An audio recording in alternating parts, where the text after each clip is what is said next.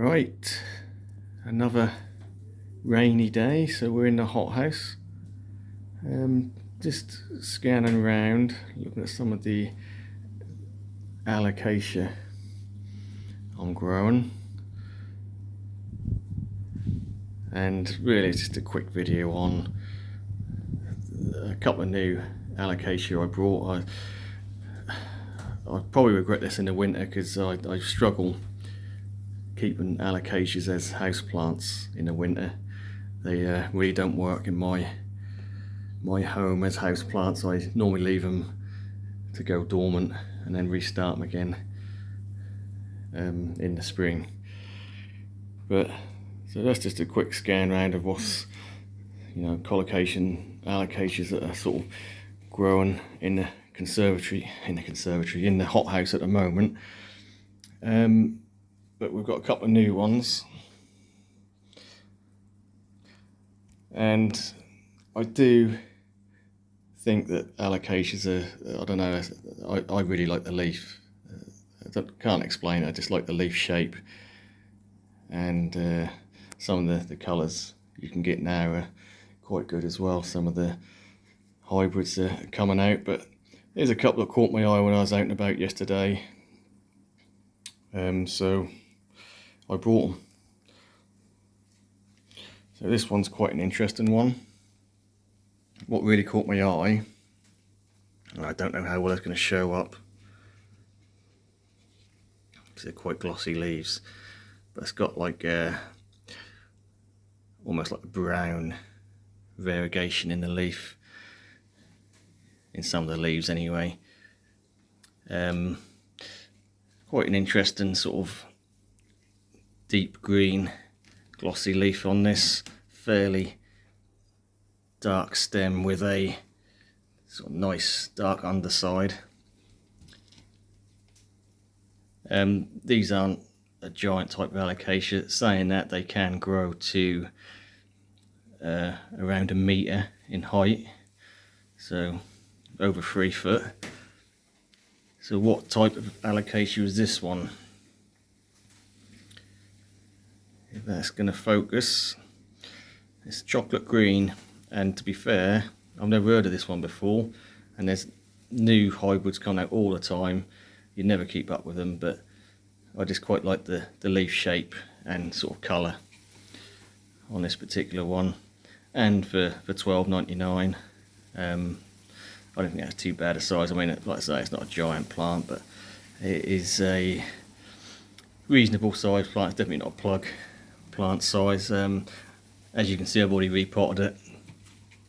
It was in that pot, so we've sort of doubled the size of the pot.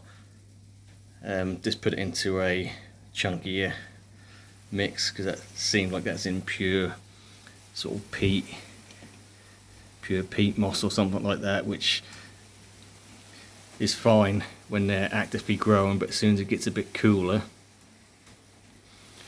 i.e. winter time, that'll hold on to too much moisture. So we've got a chunky mix anyway. They do like their roots to breathe a bit. So yeah, that is the chocolate green. So I quite like that. And this is one that this is not a rare Alocasia by any means. I've seen these online. I always fancied a dark stem type. So this one is black Cobra. And again, here's the pot. $14.99. So this is a plant which is probably about 2 foot tall. So that's about the standard sort of price for these. You can get them online for the same price.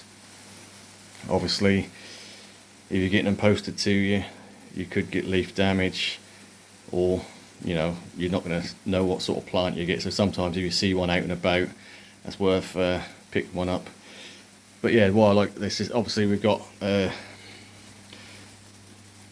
classic Alocasia leaf shape, with sort of 3D veining but it's the underside where you've got the dark petiole leading into the veins, so I quite like that. Yeah, I think that's going to be quite a nice, fairly medium to large growing Alocasia. Yeah, so that's a couple of new purchases. I did buy a couple of other plants as well. I hope the rain is not interfering with the audio too much. It is starting to pour down just as I started the video. Yeah, so Alocasias I do really quite like some of the more unusual ones as well. If you're into Alocasias, let me know your favourite, and if you want me to do a full Alocasia collection tour, then I can do that. That rain is getting heavier, so we'll leave it there, because I don't think you'll be able to hear me. Again, let me know what's your favourite, any recommendations. Yeah, contact me. Right, leave it there. Thanks for watching. We'll catch you on the next one.